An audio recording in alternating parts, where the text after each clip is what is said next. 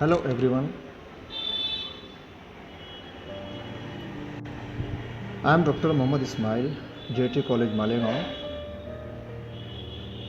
Today in this video, we are going to discuss about the classification of chordates, how they are classified and what are the different criterions to classify the chordates. As we know that the four diagnostic features of chordates like the presence of notochord. In the previous video we have discussed this very well. The presence of notochord is the distinguishing features of chordates. The presence of dorsal hollow tubular nerve cord, the presence of pharyngeal gill slits at least at some stages of life, and post-anal tail. These are the four distinguishing characteristic features of chordates which is not found in any other organism or non-chordates. Okay. The first classification of chordates are based on whether the animal having cranium means skull or not. Look at this chart where the classification of carbohydrates are based on presence of cranium means skull or absence of cranium. So on the basis of this, chordates are divided into two groups. One is the Acraniata, group 1, which is also known as protochordates or lower chordates. The second group is the Craniata. It is also known as euchordate, means true chordates or higher chordates. Now, Acraniata is again divided into two subphylums. Subphylum 1 Urochordates and subphylum 2 Cephalochordate. Now come to the Urochordates. The Urochordate subphylum is made up of species which is commonly known as tunicates, or also called as sea skirts, because the body of the organism is covered by tunicine. It is a type of cellulose which covers the body of these organisms.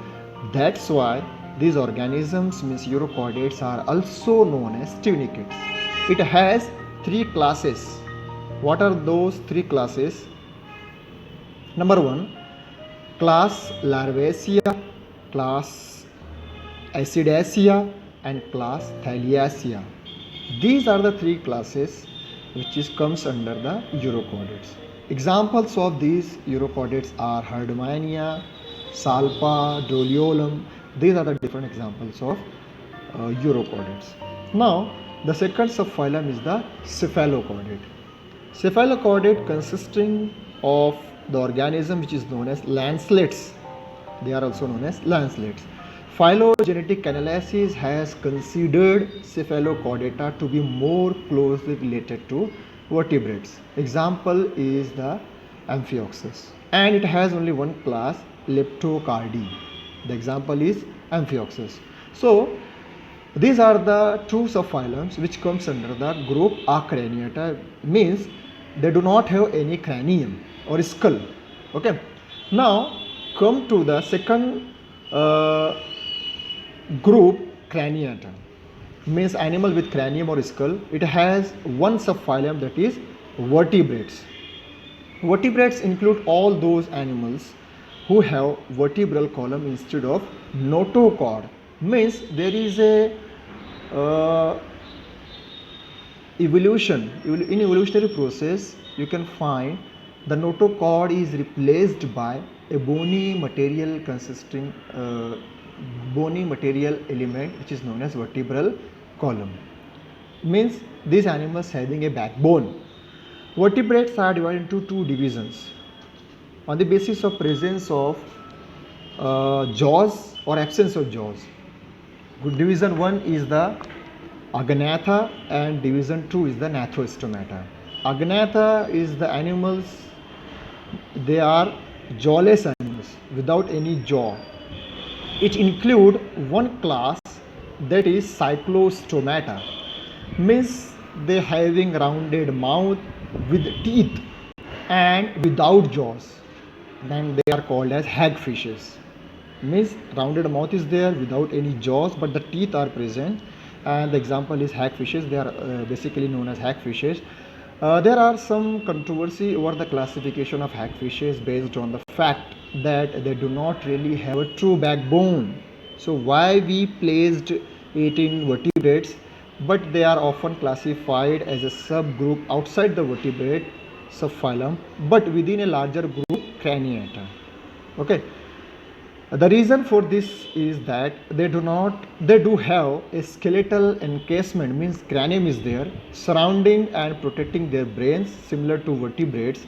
They may present a transition between the invertebrates, and they may represent a transition between the invertebrate and vertebrate.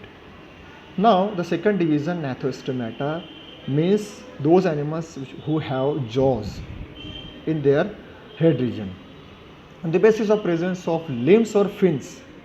Now the Gnathostomata are again divided into two superclasses on the basis of what? Presence or absence of fins or limbs. Now superclass Pisces, fin bearing organism, means there is a locomotory organ which is known as fins. It is divided into two classes, that is Chondrichthyes and Osteichthyes. Chondrichthyes consisting of all cartilaginous fishes. The endoskeleton of these fishes are made by cartilage. Osteichthyes consisting of all bony fishes. The endoskeleton of these fishes are made by bony material. Okay.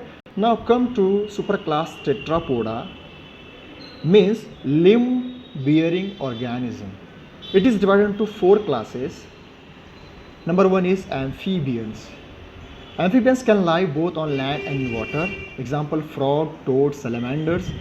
Now second one is the reptiles. Reptiles are the first organism to adapt to life on land.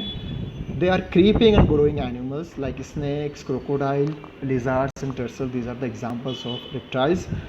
The third class of tetrapod is the eos. They are characterized by presence of feathers, toothless beak and high metabolic rates.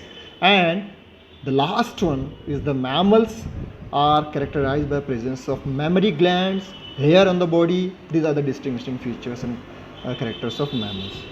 So this is the classification chart or tree diagram of the chordates. Okay, look at this. This is also the chart for classification of chordates. Thank you for watching my video. Thank you so much.